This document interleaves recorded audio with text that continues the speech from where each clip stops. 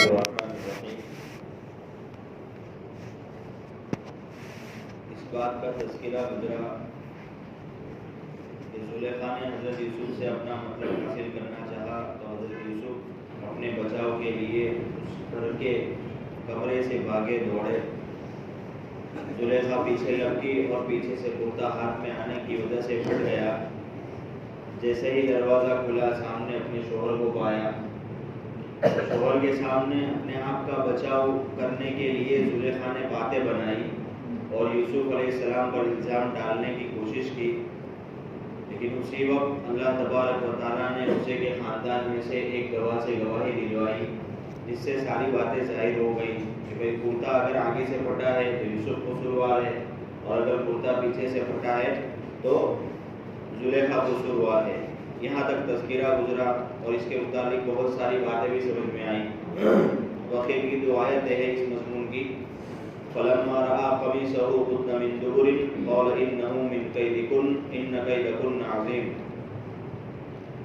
سو جب ان کا کرتا پیچھے سے پھٹا ہوا دیکھا، کہنے لگا کہ یہ تم عورتوں کی چالاکی ہے، بے شک تمہاری چالاکیاں بھی غضب کی ہوتی ہے۔ یوسف اعرض عن هذا واستغفری لذنبک انک کنت من الخاطئین۔ اے یوسف اس بات کو جانے دو، اے عورت تو اپنے قصور کی معافی مانگ، بے شک گنہگار تو ہی ہے، قصوروار تو ہی ہے۔ یہ مذکورہ جو آیات ہے آخری دو، ان آیتوں میں یہ بیان ہوا ہے کہ عزیز مصر بچے کے اس طرح بولنے ہی سے یہ سمجھ چکا تھا کہ یوسف علیہ السلام کی آزادی ظاہر کرنے کے لیے یہ صورت پیش آئی ہے۔ اللہ تبارک و تعالیٰ نے اس عورت کے ذریعے اس بچے کے ذریعے گواہی دلوائی ہے۔ پھر اس کے کہنے کے مطابق جب یہ دیکھا کہ یوسف علیہ السلام کا کرتا بھی پیچھے سے پھٹا ہے تو یقین ہو گیا کہ قصور زلیخا کا ہی ہے۔ حضرت یوسف علیہ السلام تو کیا ہے، بری ہے، آزاد ہے۔ تو اس نے پہلے تو زلیخا کو خطاب کر کے کہا انہو من کیدکن، یعنی یہ سب تمہارا مکر اور ڈیلا ہے، فریب ہے، دھوکے بازی ہے کہ اپنی غلطی دوسرے کے ساتھ ڈالنا چاہتی ہو۔ پھر کہا کہ عورتوں کا مکر و فریب بہت بڑا ہے کہ اس کو سمجھنا اور اس سے نکلنا آسان نہیں ہوتا، کیونکہ ظاہر ان کا نرم اور نازک اور ضعیف ہوتا ہے، دیکھنے والے کو ان کی بات کا یقین جلدی آ جاتا ہے، مگر عقل کی کمی کے سبب بہت سی مرتبہ وہ دھوکہ ہی ہوتا ہے۔ تفسیر مظہری میں یہ بات لکھی ہے، اور بھی بہت ساری باتیں لکھی ہے عورتوں کے متعلق۔ عام طور پر عورتوں کی عادت ایسی ہی ہوتی ہے کہ وہ دھوکہ وغیرہ کرتی ہے، اور حدیث میں بھی روایت میں آیا ہے النساء حبائل الشیاطین، کہ عورتیں جو ہے وہ شیطان کی رسیاں ہیں۔ جس طرح ایک شکاری اپنے جال کے ذریعے مچھلی اور پرندوں کا شکار کرتا ہے، اسی طرح شیطان جو ہے عورتوں کے ذریعے مردوں کا شکار کرتا ہے۔ اسی لیے دعا میں یہ بات کہی گئی ہے اللہم انی اعوذ بک من فتنۃ النساء، کہ عورتوں کے فتنے سے اللہ تبارک و تعالی ہماری حفاظت فرما، یعنی میں پناہ چاہتا ہوں اللہ تعالیٰ سے عورتوں کے فتنوں سے۔ یہ دعا ہمیشہ کرنی چاہیے، ہمیشہ کرنی چاہیے، کیونکہ عورتیں ہیں اور شیطان ان کو ایسی ہمارے سامنے پیش کرتا ہے کہ آدمی کیا ہے، دھوکے میں پڑ جاتا ہے۔ اسی لیے درس قرآن میں مولانا اشرف علی تھانوی رحمۃ اللہ علیہ نے کسی عالم کا قول نقل کیا ہے کہ وہ عالم نے کہا کہ مجھے شیطان کی دھوکے بازی سے اتنا زیادہ ڈر نہیں لگتا جتنا ڈر مجھے عورتوں کی دھوکے بازی سے لگتا ہے۔ کیوں؟ اس لیے کہ شیطان جو ہے وہ چھپ چھپ کر وار کرتا ہے، جبکہ عورت کے سامنے آ کر مکاری اور دھوکے بازی کرتی ہے۔ اب یہاں پر اس سے یہ بات بھی پتہ چلی کہ بھئی عورتوں کا مکر جو ہے وہ بڑھا ہوا ہے شیطان کے مکر سے۔ کیوں؟ کیونکہ قرآن کریم میں خود یہ بات کہی ہے ان کید الشیطان کان ضعیفا، کہ بھئی شیطان کا مکر جو ہے وہ ضعیف ہے، کمزور ہے بنسبت عورتوں کی، کہ بھئی عورتوں کا مکر کیا ہے، بہت زیادہ بڑا ہے۔ اور دراصل دیکھا جائے تو اس سے بھی بڑا مکر جو ہے وہ ہمارے نفس کا مکر ہوتا ہے، نفس کی دھوکے بازی ہوتی ہے۔ ہاں، کیونکہ شیطان کو بھی جو ہے نافرمانی کرنے پر جو مجبور کیا تھا وہ نفس نے ہی کیا تھا۔ شیطان نے کہا تھا کہ یہ سب تو مٹی سے بنے ہیں اور میں تو آگ سے بنا ہوں، انا خیر من، میں ان تمام سے بہتر ہوں۔ اس لیے ہمیں نہ تو نفس کی مکاری دھوکے بازی میں آنا ہے، نہ شیطان کی مکاری دھوکے بازی میں آنا ہے، اور نہ ہی عورتوں کی مکاری اور دھوکے بازی میں آنا ہے۔ ان تمام چیزوں سے کیا ہے، اللہ تبارک و تعالیٰ سے ہمیں دعا کرنی ہے کہ اللہ تبارک و تعالیٰ کیا ہے، ان تمام کی دھوکے بازی سے ہمیں بچاوے۔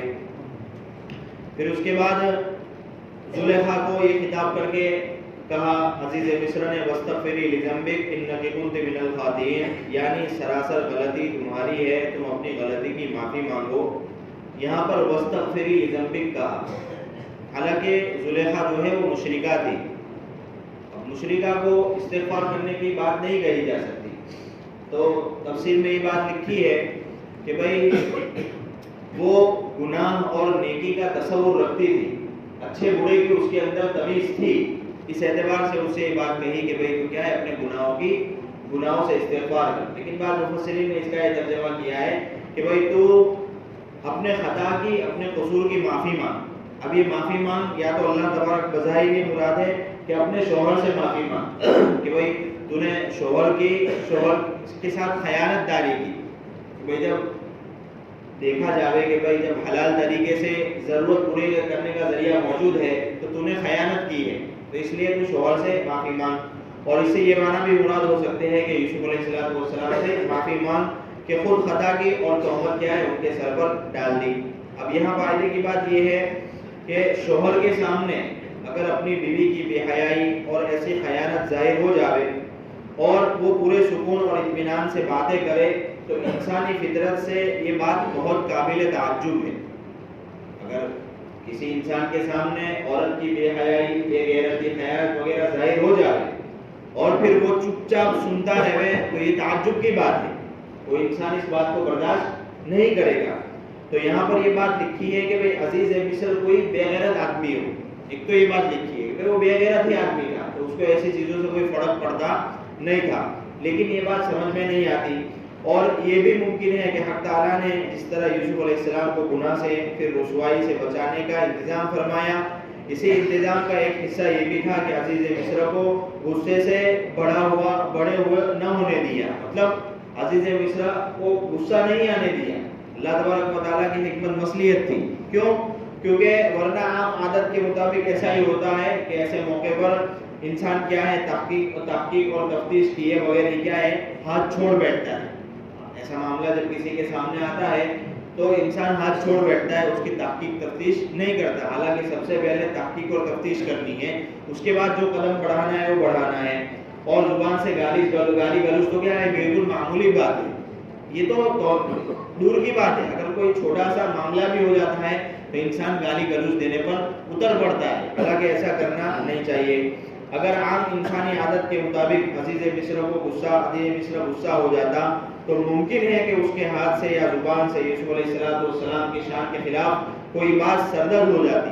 ہاں وہ ظاہر سی بات ہے کہ غصہ آ جاتا تو وہ دیکھتا نہیں پھر، جب آدمی کو غصہ آتا ہے تو آدمی دیکھتا نہیں کہ سامنے کون ہے، بھائی ہمارے باپ ہے، ماں ہے، بھائی ہے، بہن ہے، بیٹا ہے، بیٹی ہے، کوئی قریبی رشتہ دار ہے، یا کوئی ہم سے بڑا آدمی ہے، یا مان لو کہ بھائی گاؤں کا کوئی اچھا آدمی، یہ کوئی دیکھتا نہیں ہے۔ اگر غصہ آ جاتا ہے تو پھر وہ بے جھجک بے درد جو من میں آیا، جو سمجھ میں آیا نہ آیا، وہ سب کچھ بولتا رہتا ہے۔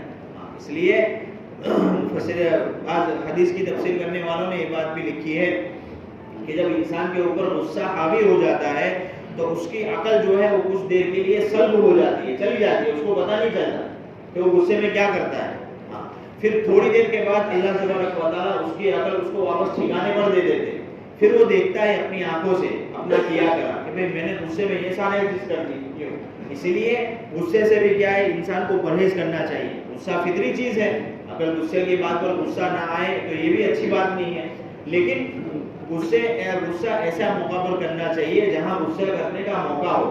عام طور پر چھوٹی چھوٹی باتوں میں یا کوئی ایسی بات کہ جہاں پر غصہ کرنے کی ضرورت نہیں ہے وہاں غصہ کرنا ہو، ایسی غصہ کرنے کی کوئی ضرورت نہیں ہے۔ تو یہاں پر بھی عزیز مصر کو ظاہر سی بات ہے غصہ آ سکتا ہے، لیکن اللہ تبارک و تعالیٰ کی قدرت کا کرشمہ اور کہ بھئی اس نے حق کی اطاعت پر قائم رہنے والوں کو کس طرح قائم رہنے والے کی کس طرح حفاظت کی کہ بھئی عزیز مصر کو غصہ بھی نہ آیا، تاکہ کیا ہے اس کی زبان سے یا اس کے ہاتھ سے حضرت یوسف کی شان کے خلاف کوئی کام نہ ہو جاوے۔ فتبارک اللہ احسن الخالقین۔ اب اس کے آگے اس بات کا تذکرہ ہے وقال نسوۃ فی المدینہ امرأۃ العزیز تراود فتاها عن نفسه قد شغفها حبا انا لنراها فی ضلال مبین۔ اور چند عورتوں نے جو کہ شہر میں رہتی تھی یہ بات کہی کہ عزیز مصر کی بیوی اپنے غلام کو اس سے اپنا ناجائز مطلب حاصل کرنے کے لیے پھسلاتی ہے۔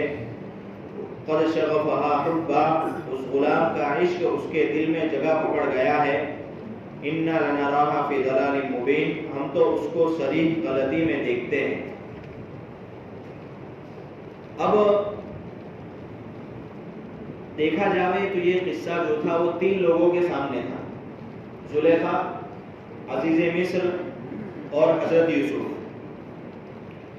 زلیخا جو ہے اس میں اس کا اپنا ذاتی کرتوت موجود تھا، اس لیے وہ تو بات باہر کرنے والی تھی نہیں۔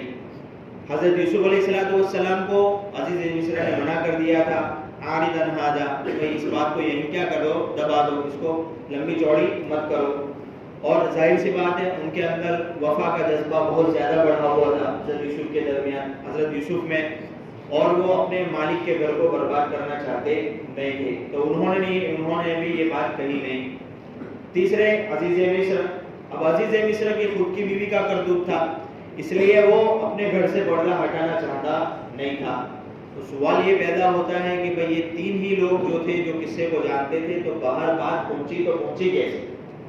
تو اس کا جواب مفسرین نے یہ دیا ہے کہ ان کے گھر کے جتنے بھی نوکر وغیرہ تھے وہ لوگ دیکھ رہے تھے کہ بھئی عزیز مصر کی بیوی زلیخا جو ہے وہ یوسف کے اوپر بہت زیادہ مہربان ہو رہی ہے، تو یہ دیکھ کر ہی انہوں نے اپنا ذہن بنا ہی لیا، مفسرین نے بات لکھی ہے کہ انہوں نے اپنا ذہن بنا ہی لیا کہ کچھ نہ کچھ تو مسئلہ ان کے درمیان میں ضرور ہے، اور پھر اس طرح دھیرے دھیرے کیا ہے بات پھیل گئی۔ اس سے یہ بات بھی پتہ چلی کہ گھر کی بات جو ہے وہ نوکروں کے سامنے نہیں کرنی چاہیے، احتیاط کرنا چاہیے۔ صرف گناہ کے کام، گناہ کی باتیں کرنے میں احتیاط نہیں، بہت ساری باتیں ایسی ہوتی ہیں جو ہر ایک کے سامنے نہیں کی جاتی، جیسے عام طور پر گھروں کے اندر نوکر وغیرہ ہوتے ہیں، ابھی تو اتنا رواج نہیں ہے، پہلے رواج تھا یا ہو سکتا ہے آگے چل کر ہو، تو ان کے سامنے ایسی بات نہیں کرنی چاہیے۔ جیسے مثال کے طور پر میاں بیوی کے درمیان میں رشتے کی بات ہو رہی ہے، اپنا خود کا لڑکا ہے میاں بیوی کا یا لڑکی ہے تو اس کے رشتے کی بات ہو رہی ہے، اب یہ بات نوکر وغیرہ نے سن لی یا کام کرنے والی لڑکی کوئی عورت ہو اس نے سن لی، اور باہر جا کر دھیرے دھیرے یہ بات پھیلے، تو پھر وہ دھیرے دھیرے بات پھیلتی ہے، اور اس طرح پھیلتی ہے کہ اگر وہ رشتے کی بات جو کر رہے ہیں وہ جن رشتے داروں کو بتانا بھی نہیں چاہتے ان تک بھی پہنچ جاتی ہے، ایسا ہوتا ہے۔ اور اسی طرح آئندہ کی کوئی بات، جیسے کہ بھائی گھر کے اندر رہ کر آئندہ کسی بات کی پلاننگ کریں کہ بھائی آئندہ ہمیں کیا کرنا ہے کیا نہیں کرنا ہے، تو وہ ایسی باتیں بھی کیا ہے ان لوگوں کے سامنے کرنی نہیں چاہیے۔ اسی طرح میاں بیوی میں کچھ معمولی سی بات پر کیا ہے تکرار وغیرہ ہو جاتی ہے، کبھی کبھار ہوتا ہے نوک جھوک ہوتی ہے تو نوک جھوک ہے، لیکن پھر بات بیان کرنے والا لڑکا یا لڑکی جو ہوتی ہے وہ اتنی بڑھا چڑھا کر بات آگے پھیلا دیتی ہے کہ ایسا ہی لگتا ہے کہ بھائی ان کے درمیان میں کیا ہے وہ فیصلہ ہی ہو جائے گا۔ تو ایسی بہت ساری باتوں سے ہمیں کیا ہے احتراز کرنا چاہیے۔ ایک بات یہ بھی ہے کہ بھائی باتیں پھیلانے میں عورتیں جو ہے وہ بہت زیادہ تیز ہوتی ہے مردوں کے مقابلے میں، مردوں کے درمیان میں بھی باتیں پھیلتی ہے، نہیں پھیلتی ایسا نہیں، لیکن عورتوں کے درمیان میں بہت باتیں کیا ہے بہت تیزی سے پھیلتی ہے۔ اگر کوئی بات ہم نے پھیلانی ہے تو کسی عورت کو کہہ دو، دیکھو تھوڑی دیر میں کیا ہے پورے گاؤں کو پتہ چل جائے گی، یا جس پورے محلے والوں کو سب کو پتہ چل جائے گی۔ تو ایسا ہوتا ہے کہ عورتیں کیا ہے باتیں پھیلانے میں بہت تیز ہوتی ہے۔ ہمارے استاد اکثر ایک واقعہ بیان کرتے تھے کہ ایک بادشاہ تھا، اس نے یہ شرط لگائی کہ بھائی اگر کوئی آدمی میرے سامنے آ کر سب سے اچھا اور سب سے زبردست جھوٹ بولے گا اس کو کیا ہے میں بہت بڑا انعام دوں گا۔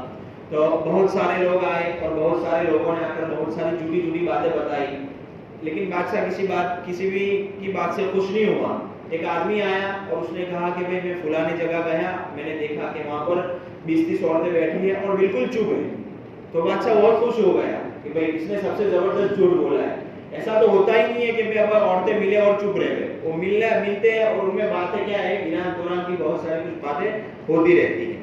تو ایک بات پھیلانے کا ایک ذریعہ یہ بنا کہ بھائی گھر کے نوکر وغیرہ صاحب معالم العرفان نے یہ بات لکھی ہے کہ یہ واقعہ چھپانے کے باوجود درباری لوگوں کے عورتوں میں پھیل گیا. اب کبھی بہت سی مرتبہ ایسا ہوتا ہے کہ عشق کی بات جو ہے وہ جتنی اس کو دبانا چاہو تو وہ اتنی زیادہ ابھرتی ہے. تو یہ مثال کے طور پر بات کہی, لیکن یہاں پر واقعے کو چھپانے کے باوجود کیا ہے, درباری لوگوں کی عورتوں میں یہ بات پھیل گئی. ان عورتوں نے عزیز کی بیوی کو لعن طعن کرنا شروع کر دیا. بعض مفسرین نے یہ بات بیان کی ہے کہ یہ 5 عورتیں تھیں اور یہ عزیز مصر کے قریبی افسروں کی بیویاں تھیں. اب اس کے آگے ان کے متعلق اور تذکرہ ہے, پھر زلیخا ان کی دعوت کا مستقل انتظام کرتی ہے. انشاءاللہ اس کا تذکرہ آئندہ کل کریں گے. سبحان اللہ.